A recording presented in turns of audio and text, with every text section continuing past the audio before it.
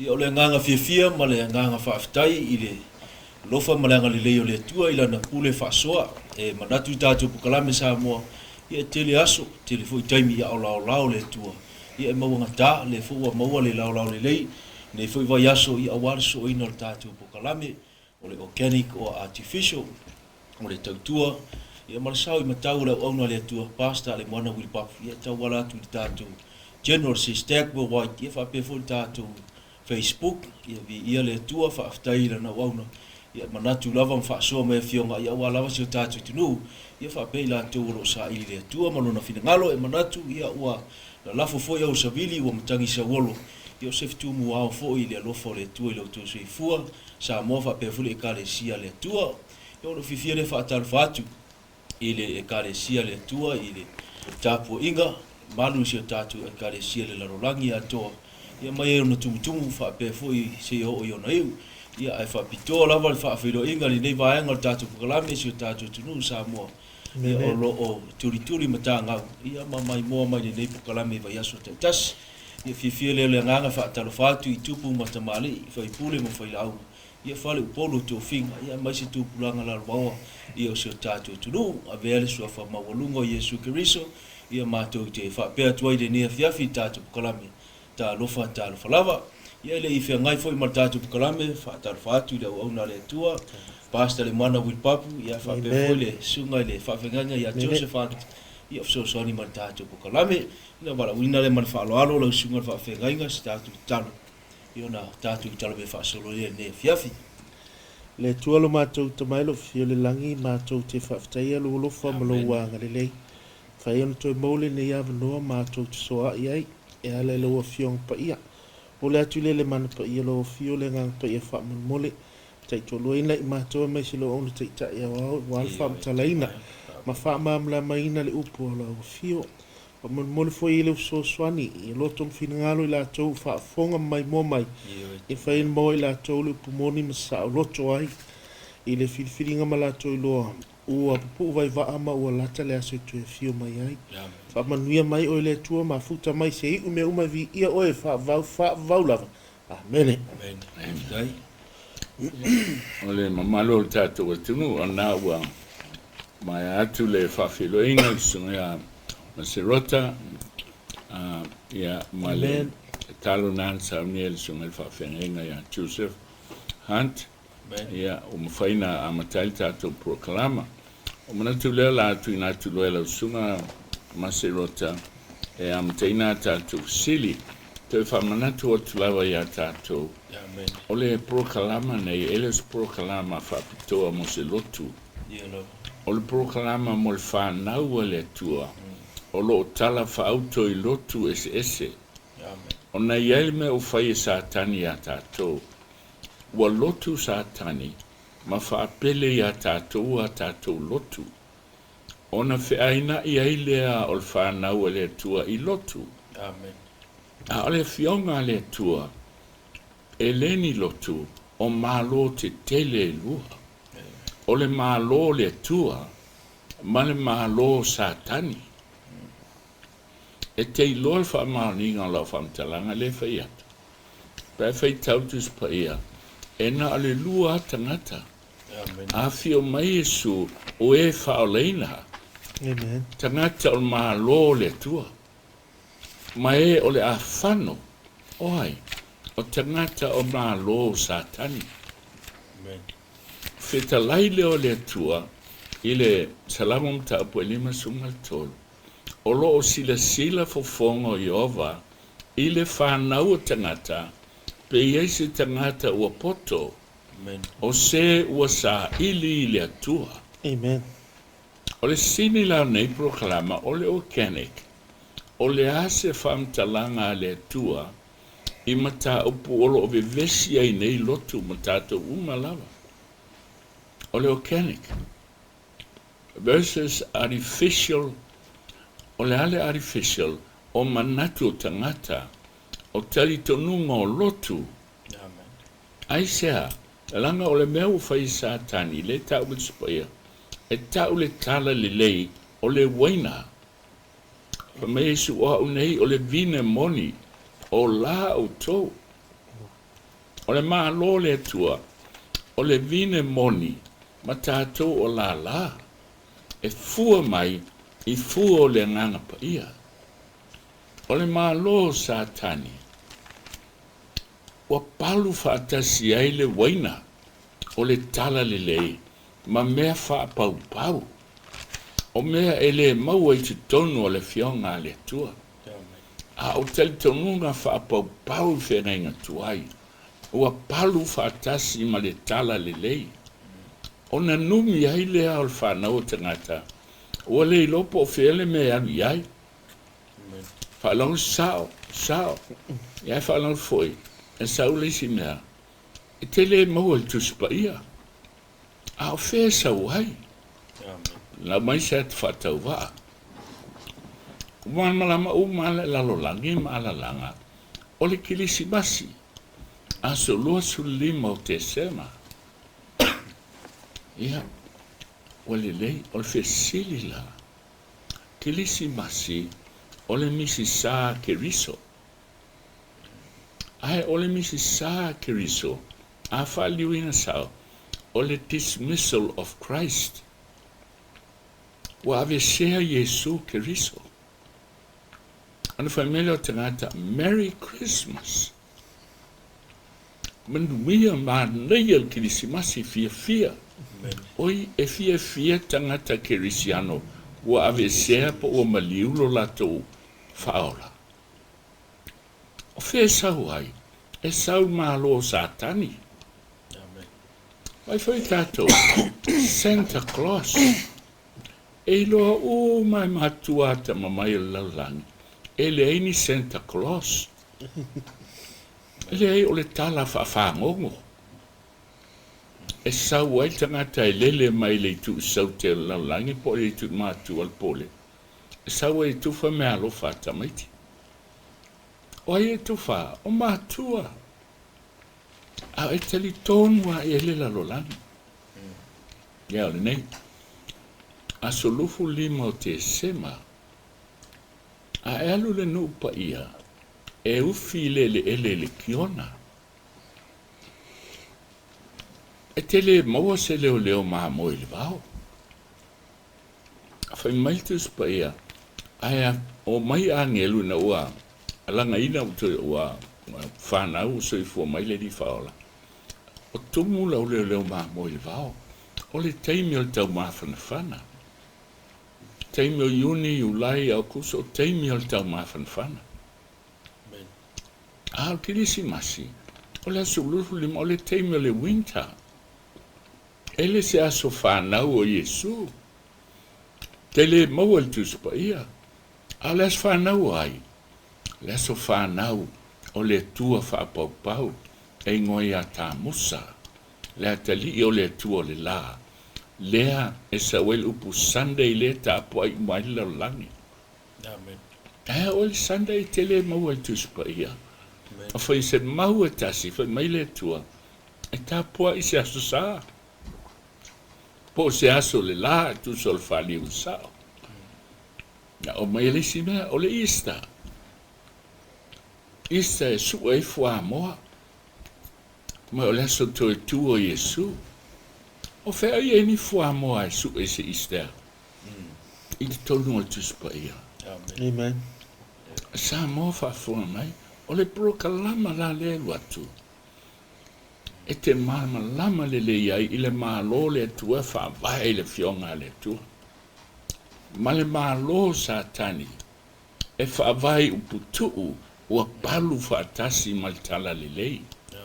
Le fa ingoe le tua o le waina o le toa sa, o le faitaanga, o lana faitaanga. Faitaanga al fafine le fatusa o le kalesia. Le kalesia le tua awa faitaa, ma taane fa pau. Ma o mai aia o onga se ua palu fatasi. Amen. Fa ingoe le tua o le waina o le toa sa. O le prokalama la nei sa la tu screen tātou maut fai tau lele iai. Amen. A le whalewalawe, e tele tātou nana fai tau a ngalo. Alo i e whanau le tu e lotu o malawa. Ai ai tangata e halo lofa I le tua. Ai pau al malama lai ai. Le fai mai ele alanga le angel mulmuli ai wharinga sumal valu. Lo unu uai au tau ese mai a Babylonia. Ina nei whata sia au tau I ona mala, a sau mala o tau sare tua. Na whano ai lea. Le rai el tatou prokalama. Ta ua la, oe o tangata o le tua. O te maa fau prokalama lo tua le ai. O le prokalama le e lo tu sao ha. Po le asofitu, po le asofitu lo tasi, po ai lava le veai. E la tu sao al prokalama. Langa o le fina ngalo o le tua. Ta ua lea, ua whaifa talno anga masusu enga ia. E te alfo io e vai lau tu sipa ia. Amen. E te mai moa I ai, mai whaitau I mau e whalongo mai. Le nganga pa ia, e so ani a te oe. I lau filfilinga, e le anga wa umu taimi ua tātou I ai. Amen. Ia, o la tātou alu loa, Masirota. Ma lo whaftai, sunga le whawhengainga ia sa mo mal whafunga mai, ia nau whailo atu lana wauna le aunga monu. Ia pole aunga au te awal tātou pokalame I lewa yaso ma lewa yaso.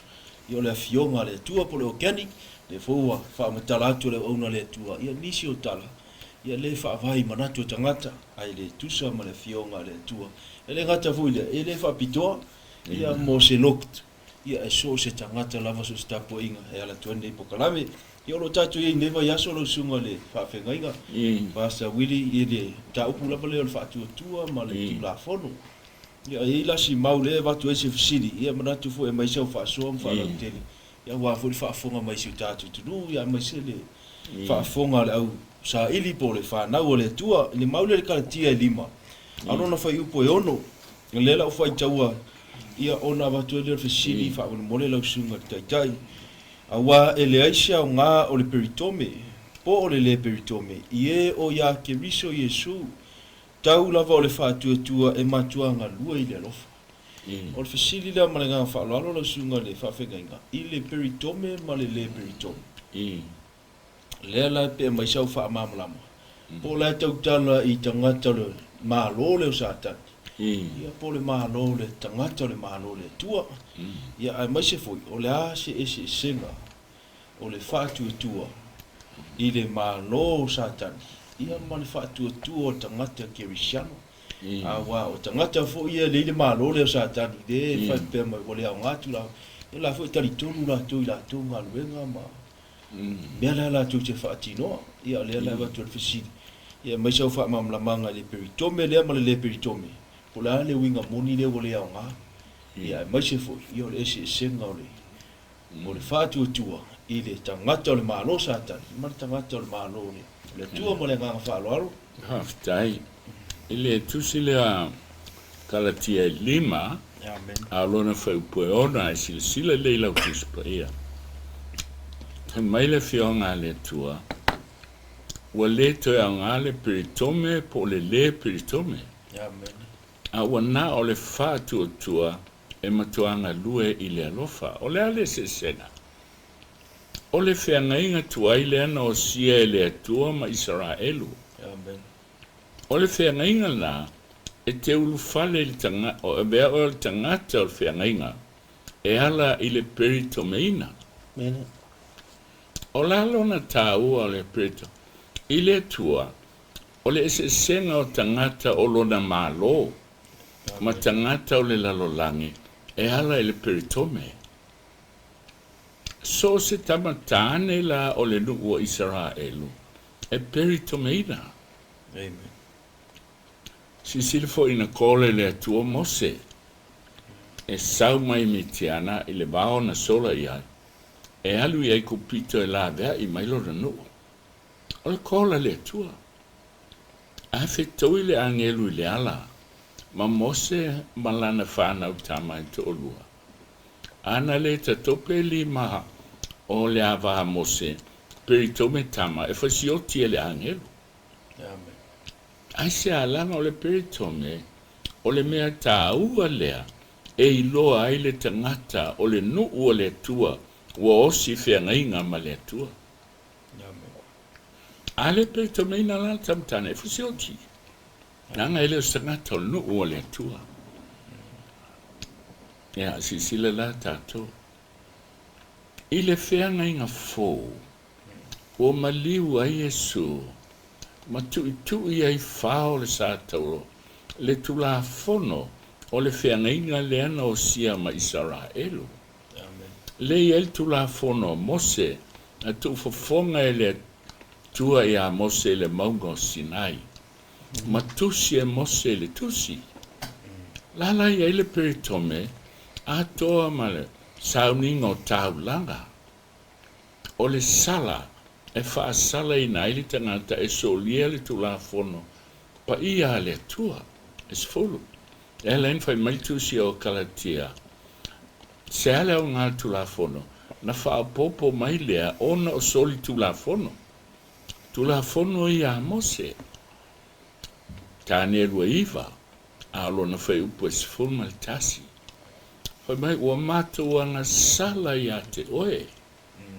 Solia au tula fono. Se fulu.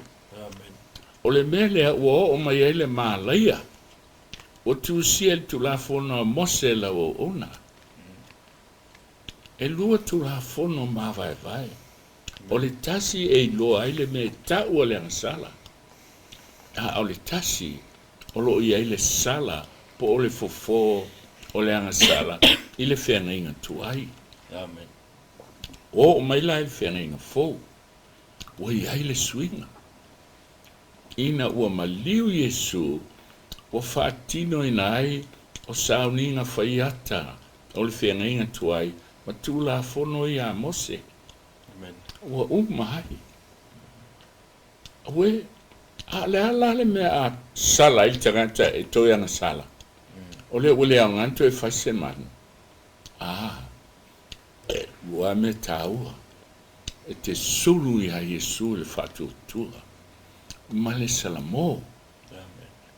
Salamo i le anga sala i le toi whaia. O Yesu le tamai maa moe le tua. O whai masui o e maa. I le whenga inga fōa. O le alafa i beito i sia Kalatia. Ua le toe au ngale peritome. Po o le peritome. He ingi tuai na. Ua na o le whātu o tua. Ae o le o se whātu o tua whiula. Pelo poli se whia. O le whātu o tua. E whātino. Ile alofa. Ia Yesu. Amen. Rona winga o tanganta e whātu tua. E alofa ma whainga aluenga le lei. Malava. Aisea. E wheso lua whau poe valu e o sifuru. O lana ngā aluenga i tātou. E whainga aluenga le lei. A whai mai o le alofa tūnoa. O le mea fua i fua le tua. E le fua i mai o na tātou ngā aluenga le whai. Ele ai. Aia. Fua i fua mai e whaola i nai tātou i le soli o turafono le tua. Le alofa tūnoa le tua. Fo ina mai a Yesu e whai mo tātou sui. Sisile le lual konito 5 lufutasi. Lual konito tā poe 5 whai poe lufutasi. O ia ele aisa na ngasala. O whai o ia e ia maanga sala. O le suyo i tātou. Suyo au. O le suyo oe. O maliu a Yesu e whai mausui. Pe a tā whātua tua. Masala moho i ate ia. Ina ia a vei tātou. Maami o tonu e le atua. Amen. Amen. Ua ma whai nei e le tangata i wheni fau le so. Po le ale ngora u lotu e le tāua. Ae i tangata o wheni fau. Wana talia ina Yesu Keriso. I le whātua tua. Salamo. Fuli tua i le angasala. Se fau tau le matau tia o le mea o whai satan. Na hala na maliu Yesu. Ona ele mfaina suia tulafono. O le angasala. O le soli leo tulafono. mo mole ane tolu fo pe fa o le to tongi le nga sala ro mai ono lu futo o le oti ele mfaina suia wa nga sala tanata o le tua na faia tu la fono e ma faia na suia ia taftafi la lol fala ne ai langa o le tua e ami tonu Amen. alala me o faia wa ofo le alo i totasi Ioane tolu foi po sugon. Fa pe la bona lofa mai le tua le la lani. O foa i mai le alo pele to tasi. E maliu fai masui o tato. Ona e le fina ngalo. Ia fano se tasi. Ia fatu tua ia te ia. Fa alo inai. Olo ia la li si fisili le. Ia fai nai. Tawa ia tai mo leva no tawa le fa tua ia walenga fa mai mo sele na mai le no mai kupito atu si yuta le fa mtala mai ai ile fa upo lima ia ma fa upo sfuru fi va 12 sili o te fi fa mana tua tu fo ia te o to le me no to i loa na mua na fa ola ina ile nu ai kupito tio ma si to la wala mau langa i tangata la suela tu spai ia o le yuta o te fia fa manatu atu fo i ati o tau le mea na o tau i loa na mua na whaola ina ile nuu ai le nuu o ai kupito ai muli ane ua wha umatia e ia o na le wha atua vi mamlama la wale fa mai i lalu fai upo se furu e fai faulinga mai a o ia tangata la tau te upuleanga i mea la tau te leiloa pe i sau whamlamanga i le mlealan mafuanga lai o na whaola tu whaasioti ia le nuu ia la sa la vea ina mai polonga sa la tau nofu polongo mai i le fia se lau o tau sanga ia o la tatu vai lai whenga inga tuai ta oe al mauri bai na whaola e le tuolo na nuu e ala i mala se fulu ia na alu i ai kupito ai na vea i mai ai le tua ia Israelu fa mai na faola le tua mai ai kupito mo molko inito manta po se fulu fa mai le mo molko inito manta po se fulu na fau i le sami ula ma papa tiso i da ai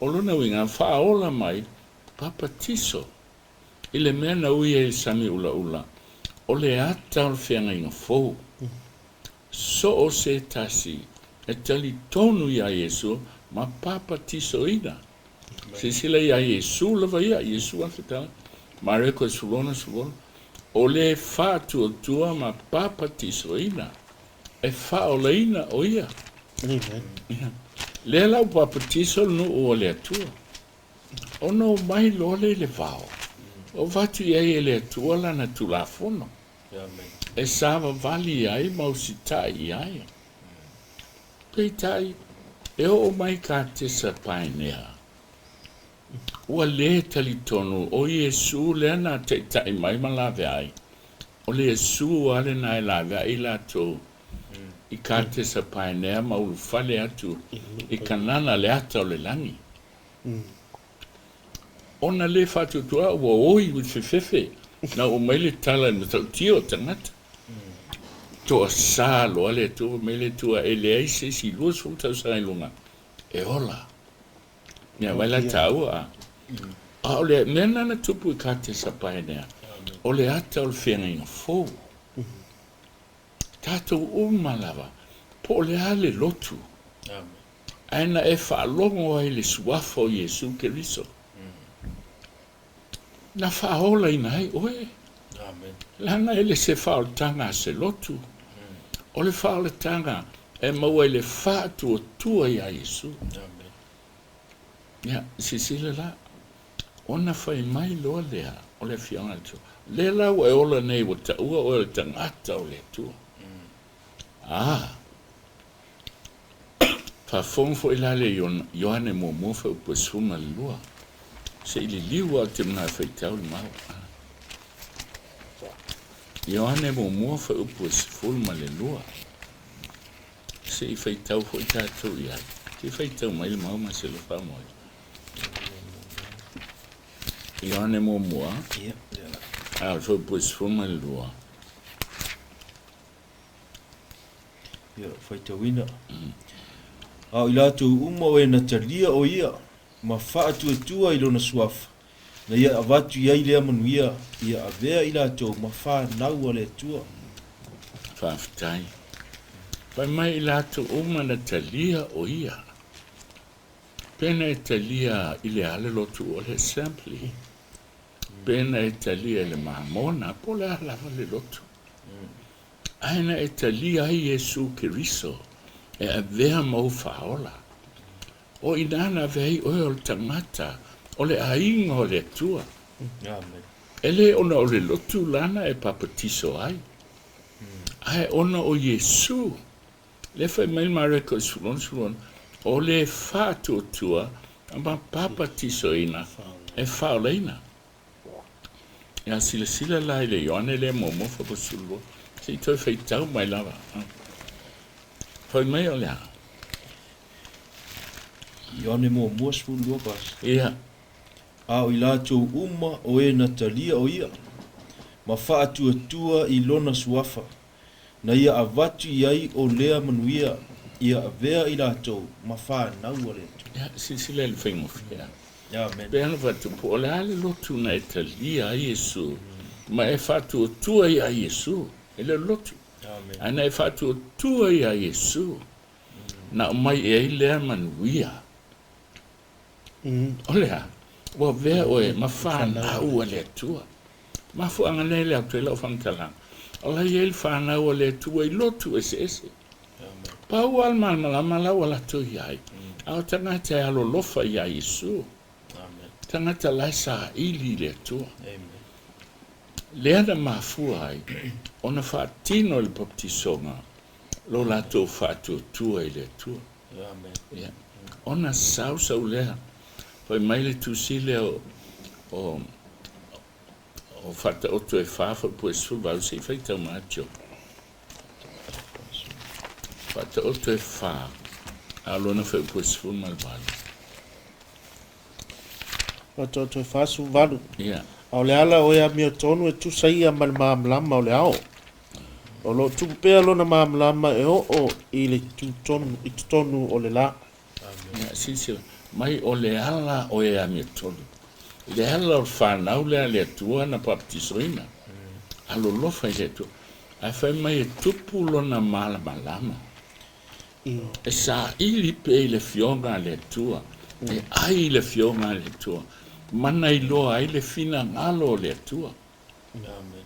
Ona tupu lea. Ai sea. Li liu lai le Iakopo mo mofa o pues fulvalo. Se io il tu tono la, ya so e firma ya Yesu. O le lave le tu pia dato. E un malon baptiso por allo tu Yesu, un malo. O lava le nga. O lava le na. Ona sa lo le o satani la o mai a o onga ma mea. Tal tonunga o lotu montanga. Ai le tu spaia. A o le tu su el tangata. Pe sa o ia mea pe se. Ai fa fonga le. Ia kopo le momua. A lona fai upu. E sfulma le valu. Se fai tau mai. O lona fina ngalo na whanau ai tātou i le upomoni. Ina ia whai tātou ma wha apolopolo o ana lava mea na whai. Amen. Walu. Mantu o fai mai lasi le sila fonga yo. Whana po e tangata poto la sa ili. Ai tupulo na malmalam. Se io ona fa longo ia le upomoni. Amen. Ona fai mai lo le ia como moa. O le fina ngalo le tua. Ia e fa nau i le upomoni. Amen. Sau e fa longo le upomoni o sapati o le tua. Sau e fa longo o le upomoni. Na ba liu Yesu ma oe wa e ole fatu tua. Amen. Sau se ona e loa. A e ola i a Yesu, a Yesu, ua e tausia tu la fono. Ele ina ia e ola ai. Amen. Ai lo ai ua whaaleina oe. Si, e tolu a me le ta ua tu spaia ole upumoni. Ioane sulfafa puono. O au nei le ala upumoni maleola. Amen. Yesu, na o Yesu e te ola. E te le ola I lau lotu, e te le ola I lau whaiwheau. Na o Yesu a, aisa, na o ia na maliu mo oi Kalvario. Ele I maliu se lotu po seisi mo oi, na o Yesu a, pumoni mo mua, pumoni lona lua, Ioane sulfitu sulfitu, o lau a fionga, lea, le tuspa ia lea, Amen. o le upumoni lea, o whai mai ai tuspa ia. A le whai mai ai tuspa ia, na ilo lea o le whaamafu a Satan, ele se mea le tua. Ai te whesili, a o lona whai mai tuspa ia, na ilo lea melana ta o le upumoni. Amen. O lona tolu, salamo e se lau suwiwa, se lau whaalua. O le mea moni fo I lau, tula fono. Ia, sisila. Ue te lia Yesu e ve mo whaola. Ue usita I le fionga le atua. Ue usita I tula fono le atua, e misel pupono inga e whale, soli e laulan. Amen. Ona e fili lo lea. E te le o te tau, ona e whanau e tusa ma le pumoni. Lana o le fina ngalo le o le atua. To tele tātou na maua ke riso I lutu ese. Ma whaola I nā. Ai sau e whalongo mai pumoni. Ana e whiwhiri le te taupa patiso I le lotu a sofitu. Ai sea. Lale se sena o le sofitu mai si lotu. O lotu a tasi. Tele I papatiso o no se lotu a sofitu. Tuto tasi. Na e papatiso ona ole upumoni. Leana ua e loa, ole fina ngalo lea, ole atua. Sisila foi la a foi mai leo isi. Ia nala ua manino ole fatu o tua ia isu falena. Nina fasi Ai fa fetu la fono ale atua. Tal me alento e tausi nabo e fa me fo tutui. Le aina tutui fa tu la fono mose. Ole fa salanga o tanga tu la fono. Al tu la fono le tua, ma te e lima fa sulfitu afo. Ma te e lima sulfitu. E ma vai atu le langi ma le lalolani. E le ma vai se iota. Ele tu la fono atu e fa. A e oa se iota e tasi. O se ma te tusi e tasi. E le ma vai e tu mau e fa vavau. Ma fu angana. Se li liu mai fo il tusi o. Mo ko ni tum ta puiva. Mo ko ni tum ta puiva.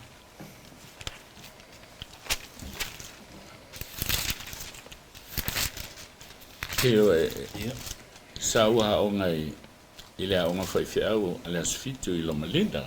Amen. I California. Malo le loa. Ole profesa la e mai malona takta. Ile a o nga Alicia Calesia Assembly por Pentecostal. E iei mau mailo na takta al fai au asfitu. Amen. Halu olo ala na o whalonga tu fai mai. Ole so, wana ale fatu tua. Ole to e atu la fono. Po tu la fono le tua, po tu la fono mose. Wa lea o nga. Amen. Wapea we, wa awful professor. Si ilo ilunga lo lima. Fai professor famol mole. Se e fai tau mai lava le mo mual korinito. Fitu, alona fai upo sfurma leiva. Ele Se fai tau mai ele a nga lava le peritome. Ele a nga fo ile le peritome. Wana o le tausi polo a inga le tua. Fai tau lo professor. Fai tau o tu. Wale a nga le peritome, ma le peritome, me yentu si e tu la fono mos. Ua na o le tausi polo e ngā le tua. O lo lan mentu, e le Italia la osi. Te ia o oso I o ma o le tali. A o le Italia le mau. Amen. Ai sea, o lona dokta na o ngai, ua whaasesei nai.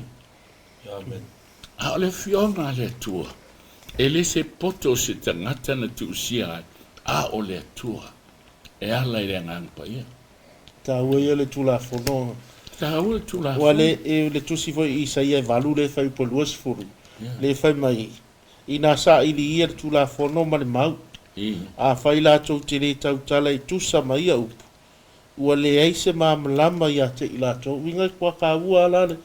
Le la tau tala fa tua ele o manino. Ele i fa le anga ina tula fono le fai mai ia le apostolo Paul. E le peritome po le peritome. Ai tau si polo ai. Si le foi le whaupunga. I se le van whaupu e luas fu. Nā sa ili so se tangata e sa uro whai to o whale. Fesili ai. E te tali tonu i le tula fono. Ma le au profeta. Le fionga le tua. A whai mo e le ai. Na i lo le whai meltus pa ia. E le ai se malama o iai. A whai lai le se malama. Alfo ia o ngā preschool. A tamaiti. E ia sa mai malama. Tasi. A popol tasi ua lua. O le a e i. Al tangata lewa e whalongo ia i whai mai e le. Isi tula fono. E le ai a matua le ai a e unga piu. Sa si le aina elu te whalongo i tamaiti tila o ngai le. I le preschool. Wale mena le na fai hatu ile fisili le ile mta upule a yutar fai po se furu. Wale fai mai o ia tangata. La tau te upuleanga i mea la tau te reiloa. O mea fo ele i loa fua i la tau. E fai mai e pei o mea ola ele aise ma fau fau. Ya, vai la tau a. Ele upo a ula le fai mai e. Koi mai e pei o mea ola ele aise ma fau fau. Se i tu lo ale mamalu le atunu uma le afafo. O le uputori ata. Tai mai nei se povi. E fai le povi. Povi ia e manatua le aso sapati e te whapa ieina. Ia e lohe le povi. Nana e mai le povi. Brrr. Eisa, wai lolo whavalvalea. Se i tu lo lawa. Povi, au ai te toe muli lua. Whapea le povi pe anai loa ma fau le povi e le angal whai ai. Amen. Ai sea, le ala whai mai e tu spaia. Wa pe oni mea ola e le aise ma fau. Inga le se mamalama. Lunga le aise malama. Langa le aise malama o iai. O le tangata lana te loa le maa lo le tua. E le aise maa lo laulangi e le whaapai e stu la fo. Se foi tātou me la fina une Samoa ia a. Ala tu nesi o le ao le maa lo ua maua lunga tu la fo. Ola na upu e suia whaasa o i tu la fo. Al fesili la a whai e sao melna. O ai la e whaasa o le ao le maa lo ia. Olo na wina, o pule to tasi a ia ia mea. A whalongo le ia le sauno angale. A le ao maa lo whai mai. E tu sai ma le tulafono te mai le numera. O ai ia wa umana tu mai le tulafono i hate au. Ilona tel tununga o lau e na right. Mai fea, mai le tulafono. O le fi naunga lala iai. Pe mata oni right sao ia na whai el tulafono. Le lava e wha pene ai. O ai e pu le al tulafono pe asese. Manatu nisi o le ao malo. Amen. Ia le si tu le ata o ai la pu le ao malo ia. Pe asese o le tulafono. A oi faia ele sanate e fai le me fe me tulafono. La o mai la il malo le tu. O le tu la ele fatsine ata to mata to me pio. Amen. O ia na tu sia tulafono. O ia na faia el tangata. Ai se faina suia o ia. Ai le ai. Amen. Ele isuia ele tua. Ai na filifi le ana sala o lona tutoni le oti. O soli el tangata tu la fono le tua. le ali tula fono le tua au e te faimo o ese tua ese o whaalongo ewa ia satani a ele o le tua au e te faimo o ese te pua o tā o le mea o whaasili tangata malana whiwhirenga a whai te whaasili le upu o le tua wea o nei le tua te ele tangata e whaalongo mai loa le sa pati o le tua sa ai alu ai tausi le sa ai se ha leanga o le lotu lai whai mai ai a lewa uma nei le taimi wai ele wala awa le tua lo unu wei au to o ese mai a eusi tai i le tua Amen. Ai ar kula fono. la fono le tua Ua le fai mai foi le fai upo ongo. O a ngelu foi o e na tau fi lo la tau mamalu.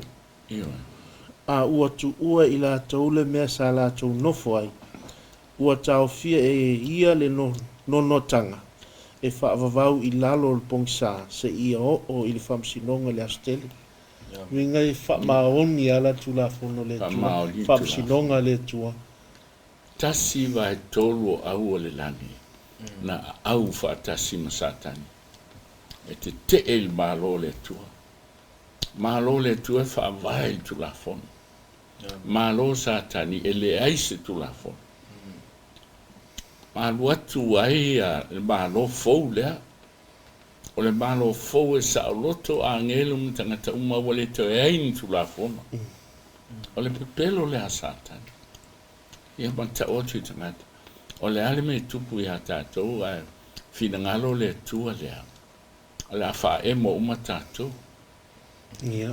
ono le tula fona wa tili aina fuli tangata tātou sa loto ma latou le iloa o le sa lotonga le la e toi fasioti ai a lesi Amen. pe a lesi tula fona Amen. a fa ba lo si la le to fasioti uma le vaina le tasi vai to o lan e tasi ale upo angelu ia lo vai to Ia to tutu e. ia o le mena o ia Tātou tatou pe tatou te ena ia Ia le le tua. le tua o ti fo i tatou wa ola la tangata ma angelu wa ola ma le fefe ola ma le matau i le tua a o le tua o le alofa la vai Amen. ona fili le o le tua e o folo nalo pele to tasi e maliu i Calvario e fai masui o tangata sala Amen. ia vai ana tu ava no ale tu e o tu sa tani mana au mo le langi te mi o yo po le la a o le te mi na tau e le li fa o le lungo le sa tu ma fasi o tia le malo le o ina ana i loa i le langi atoa le lo loto le alofa o le tua na fofoina i lato Amen. fo i tu lo Jesu le langi o ia ilo na swafa le swafa tau o Mikaele fa tono sa tani elu ese ma le langi ele ai tau loa fai tau el mate o soma loa o ile falinga soma loa tau ele i ba losa tulu ese loa sa tani ma le langi a le langi le bai o te si ai lo no fali ma te tusa ma le si e mawalunga ati a Yesu tusa ma le tual tama ai tuli ese ma le langi Amen. fai mai lole al falinga ne su oi ta lo fai a te autou o le la wa watu ya te autou sa moa o sa tani le wono fo ya tatou ile la lo langi le Amen. e tuli le atu e le vani monimo e posa a le o sau mai la lo nei o fai ele no fo ali le o lotu mena le tatou tu fa pe nei ai Wa o la ia tangata wale au ngatu la fono. ia Wale ise mamalama. A le wa i moifo wale ise mafau pe i o me ola se i tulo. ia ai o le mena te fiu e la unga le sa pati o le atu e o atanga te tau sila sa Amen. wale mawhai tangata na mawhauwhau E tangata I umai makikeli mawalulunga. Ai te whaloa, ia manuia le sāpati a taia. Le sāpati o sātani le sā. Ai le sāpati o le tua. E ila taimi whamasino ai tātou, te watu e sunga le o. Ma lo whaftai, tere nei vaenga tā, ua le ua e sau noa ia, ma se fwoi le lua whaasong. Ia te ro le whaono aku basa, I tāu fwoi mo le whaafonga me se tātou tunu. Ia e maule le kore nito le mo kore nito e fitu ma le kalatia le limu whai peo. Ia ua lea ngā uma peritome tausi polo ai. Ia ma le whaatua ia Iesu. Ma le fwoi e mau atu I lau sau noanga le sunga te tai. Ia ma se fwoi soani mo se tātou tunu. I le Ioane le mo mosu lua. O inga te whaatua le suafa. Ona e maua lea o le manuia. Whaata. Whai oe ma whanau le atu. Ia le lana e si ia le a kopo mo mosu ma le wala. Manuia la le wa ave oe ma whanau le atu. Ona e toi whanau le upomoni le ana e toi whanau. Le ala e awhia ai le whanau. Tu la fono ma isi vaenga tā ua ia. Si whala o mai se atu whaingo whia. A whai o ule overstay New Zealand. O apalai loa le o te whia siksengi New Zealand. O apalai loa ta lia lau siksengi. O vea o siksengi o New Zealand. O nofo ai ale ama lo uiloa. O le siksengi. Ai a whi benefitia a New Zealand. Lai ai mo ona tangata.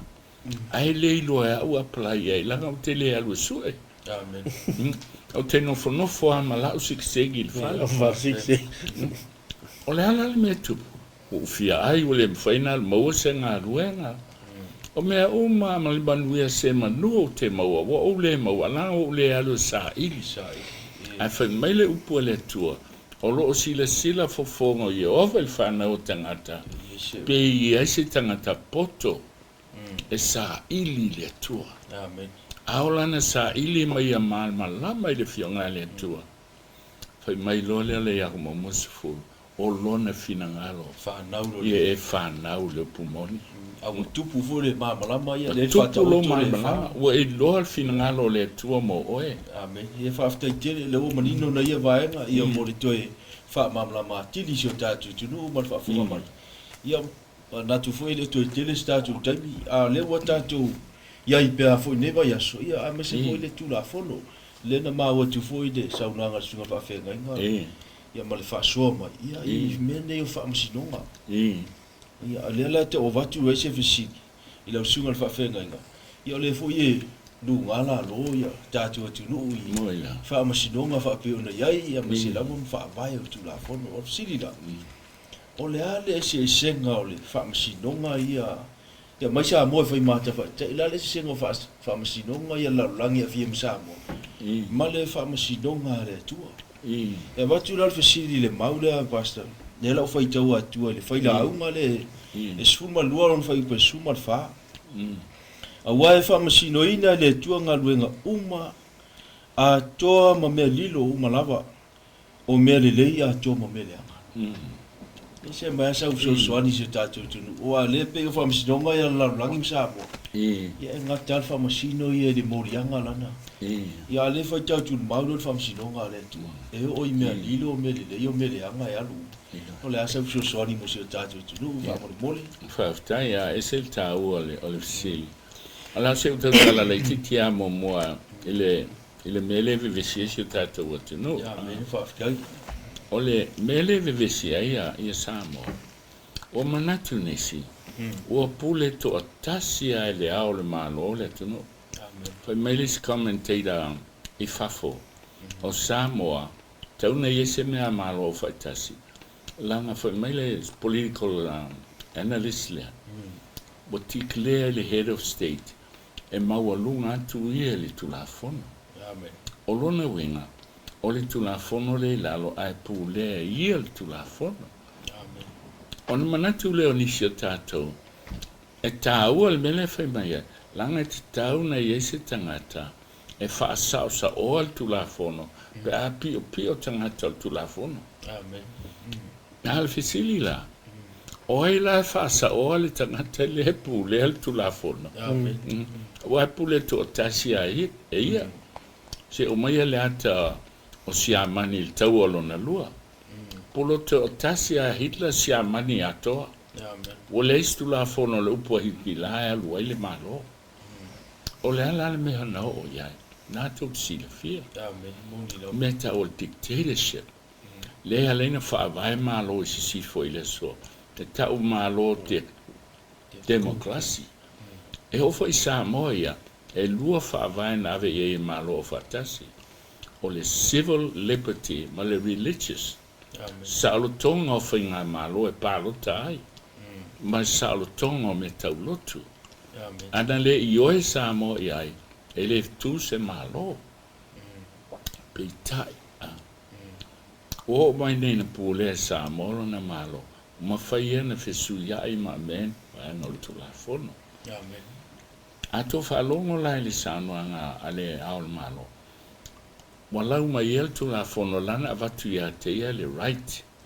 E sui ai me ia o te sui. Le la fina o i nei pe sa o pe se. Se foi il laulangi nei. E ia le whamasino. E tu loia i tu e lua. O le si loia a mai mea e sa o ai lana i tu. A o le si loia e mai mea e sa o ai lana i tu. E le ta ua fua e le si loia mea e a whaina ai lana kes. Fai mai leo tātou, e se le pepelo nei mea loi. Ai le ai. La e fai le tiu te o loia, ai sea. E whaalonga le whaamasino i tu uma e lua. Ona fai ai leo lana filfilinga sao. Ma le ami o tonu, e tu so le mea sili na te iloa. Peitai, e iai a taimi se se ai. Langa o le tangata. A o le atua. E le ise me se ai. E sao ao a le atua. Ai, ina ua whamasino, ina le anga sala a tamu le amutanga. O lona tutongi le oti. E le isalua i lalo le whala. Ai na filifili le atua le alo. E maliu Yesu e whai masui o tamata. Amen. Le alai whai mai Yesu e mawai le langi lea ma le lalo langi. E le mawhaina sui al tu lafo. Many. Maliu Yesu ona i le sui al tu lafo. Nia vai la liu ngā satani. Wa maliu Yesu ua leto e au ngā i tu lafo. Na maliu Yesu e le mawhaina suia. Na maliu lalo le tu. Ai fuli el malo satani. O le maliu a Yesu. O le ang o te tala i tu la fono. Tanga al fasio tangata. Tanga al maoi. Ai fasili lai se whewhi au e whaiele mea. O tanga lan fasio tangata. O ile ai. E tasi atu la fono la e. O tanga lan sori al sapat. O ye se la mel na. Whai mai tu se Jacob.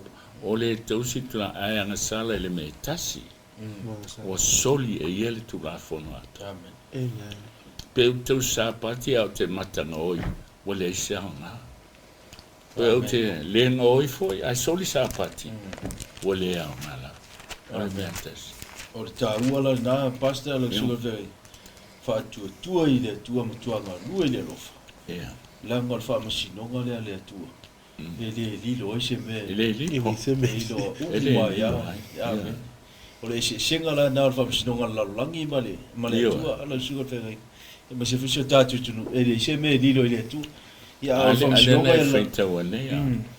E le ngate meia ta ue loia. E loa. Ai e me lilo.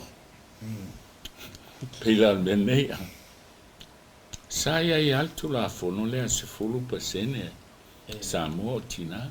Saya i le fai al palota. Amen. Ana fai lo o fai inga le situ.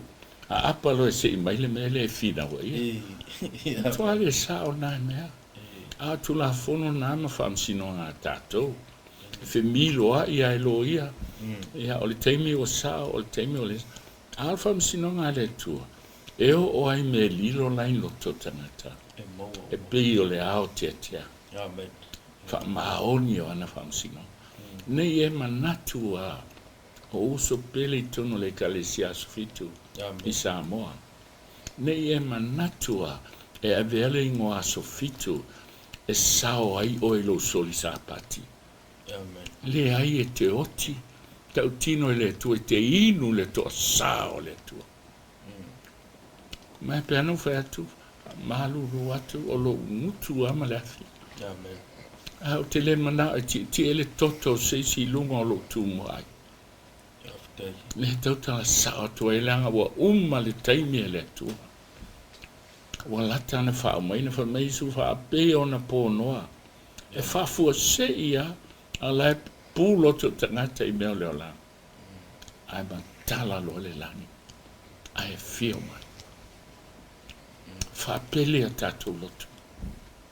Le masina tangata wha mai ata. Te le kea po te oti ai. I le lotu no wha. Ala u lotu a lea. Samoa. Ele se lotu e te o lai. O Yesu. Alala mea le na Samoa tu do tasi oe. Ona e ustai le lotu Samoa tu do tasi. I le upu le tua ma le pumoni. Amen. E alu ese loa ma tu spaia. E alu ese lo foi ma leo. O te leto e lotu do tasi. Langa o te fia ola I le ola e whavau. Amen. Ma lo tu rua ma la whana. Amen. Okay. Toi titi ato I toi stat facilitasi a Kaua la le vanga leo le sau ngoi. E wha mai si mangui e le sapa ki ya kai au le sa. Ia le fi mam la mala po fela le sapa ki le wha mai kusi se ki e lulu sulu ana wha pulu fuongo. Pa mai ua solia e ana whai taulanga o la utula fono. Wala tau whaleanga fo ia o me pa ia. Wala tau le whailonga ina me pa ia ma mea I le pa ia. Wala tau le whailoa fo I ona ese o me leanga ma mea mama. Wala tau le liu ese o la tau mata I o usapati. Ma ua solia hau e I la tau. Langa e wosa yeile katkunga. E pa ia le sa. Le lau mai I whai akua mai o sapaki le sa. Po le ilo ngei la po o le ala le sapaki sa o le usori. Ia. Ole Eskelu le luas fuma le lua. E whai po lusu ono. Fai po luas fuono a. Ole sili ole a tonu ale tula fono le tau tala I aile tu sipa ia. Le soli aile tua. Ia fa fonga la. A se tu fai tau ala mau a. Ua solia e ana whai tau langa la utula fono. Okay. O sili la wa soli tu la fono le tua. Tu la fono la le tua. Ai ese tu la fono ro tu tonu ai ale vai o tangata. O le sapaki. Ala le tu ta mai. Fai mai wa solia. Ya la tu la fono. Ona alea. Te se disi mai foi me na foi. Wala tau whaaleanga fo ia o me pa ia. Wala tau. Ya olo ne men. Whaaleanga o me pa ia. Ole sapati, ole aso pa ia o le tua. Ele fai ai au lava upu, ma ele tau tala I au lava upu. Ele te le tau o se aso fia. I se e lima valsu tonu. Ole aso ua sai ai ova. Pa ia ale wa soli pala ia. A oila soli pala, fai tau langa ia. O fai fe au. O le mahalo satani. Le ua soli sapaki. Le ua soli sapati. A whanga, ia. Wala tau le whailoa ina me pa ia ma me le pa ia. Wala tau le whailoa fo I ona ese o me leanga. Ma me e mama. A wala tau le liu ese o la tau mata. I o usapati. Wa le fia whalonga ia, le fia wa ai. Whai mai la upu alisi tangata ia tau. E pe a suista umta upu. Ke whai mai au tu o sapati. Leanga o le sapati e Yesu. Amen. Le soli e lalani. Mene. E mai Yesu Ioannes u fasulim. A whai tau te alofa mai a tau. Tausi mai au pura inga. Le ale mea tau te alanga Yesu. Ai soli le sapati o Yesu. Mena whai mai Yesu. Mai se ale me whai mai ai o tō luka ono whaon. Se ale me fe mai o tu ia te leli ie. Ai tu te le whaia me o te whaia tua ia te o tu. Amen. Tele ma tele le au whai tāulanga po whai whiau. Ma te ia fitu lufu tasi. E le sau atu mahalo le langi i la tu mai leli ie. Nā lena te whaia le fina ngā lolo ta maa oi le langi. Amen. A vai la fa po le fulua. To tele la tu fa ti a ta la so le li ma to ane No. ma to nei na ta o lo suafa. Ele se suafa o satani po lu spelo. O lo suafa Yesu na ma to la ungai. O lo suafa na ma to fa malo loi mai. O so sa te tasi o lo suafa na la unga. Amen. Afa mai tala isu o te lei loa lava o tō. I nao e se ia o tō ia o tō o e whai a mio leanga. Amen. Amen. Whapea lava a o tele o tau sanga. O le au a mio leanga le ta loka i whalpui pui. Hei o le au a mio leanga le la unga i pule la. Amen. E le fia va ai, e le fia pupula, e le fia whalongo. E lea. Tu la fono le tu. Se fai tau mai fo ile fata oto le ai los fumal valo. Ese le tau le maulea. Fata oto e lusu valo ele upu le tu.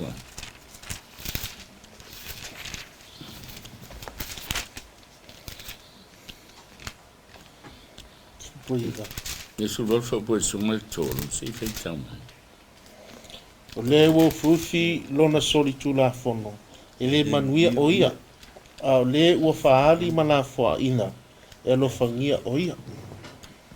Ok, fa upu eva. Se fai tau mai fa upu eva. Lusu valo fa upu eva. O le ua liliu ese ona talinga. E le whaalongolongo i le tulafono. E ino sia lana lava te talo. Amen. Si. Mai o le liliu ese ona talinga. Ea. E le fia whalongo i tulafono le tua. A whai atu waita. Amen. Ai lau maila na aso sa. Whai mai lau pua le tua. Wa ino sia i ova anta talo. Mea le whai mai ai e sula whai a. O tele i doa o topo wheo mai ai. O tau o e whai a mio leanga. Ai vai lai le pua a mio leanga lai le ngana e leni le antu si ai. O le lawlessness. O tau o e le usita i tula fono le. Wa ino mai ino sia lau te talo.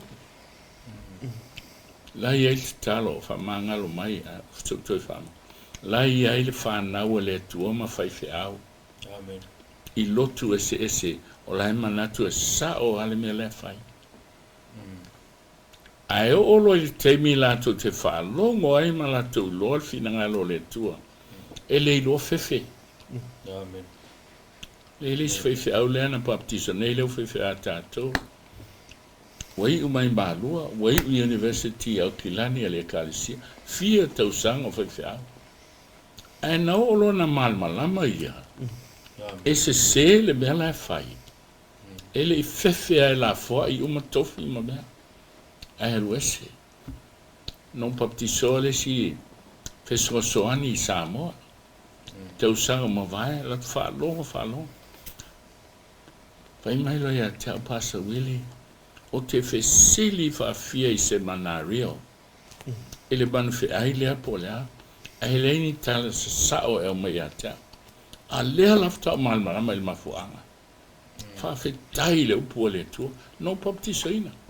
Amen. Nana pista malanga mai aina i New Zealand ma Australia i Samoa.